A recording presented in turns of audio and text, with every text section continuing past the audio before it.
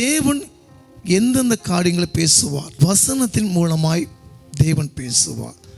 நீ உடைக்கப்பட்டிருக்கலாம், நொறுக்கப்பட்ட போது இந்த வசனத்தின் மூலமாய் கர்த்தர் பேசுவார். இது கவனித்து வாசித்தீங்கன்னா கர்த்தரே உங்கள் உள்ளத்தில் பேசுனது போல அந்த வசனத்தின் மூலமாய் பேசுவார். இப்போ நீங்கள் கண்ணீரோடு இருக்கீங்க, எல்லாமே இழந்து போயிட்டோம், நாளைக்கு என்ன செய்யறதுக்கு தெரியல.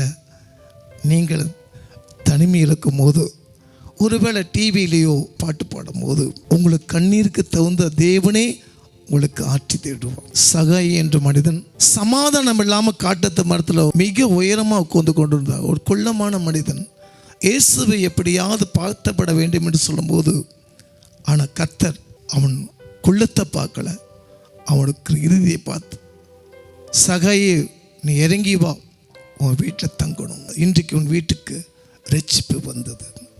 நீங்கள் ஜெபிக்கும் போது உங்கள் பாவங்களை அறிக்கை செய்து தனிமையில் ஜெபிக்கும் போது ஆண்டவர் முகமுகமாக பேசுவார்.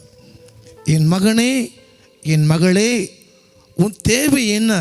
ஜோமணி வேதத்தை வாசிக்கும் போது திட்டமும் தெளிவுமாக அந்த வசனம் மூலமாக பேசுவார். உடைக்கப்பட்டு நீங்கள் ஆலயத்துக்கு போகும்போது உங்கள் போதகர் மூலமாக பேசலாம். ஒருவேளை உங்கள் போதக தீர்க்க தரிசனமாக இருந்தால் ஜெபிக்கும் போது என்ன தேவைக்கு வந்தாயோ தேவன் அந்த தீர்க்க தரிசனமாய் உன்னை ஆற்றி தேற்றுவார்.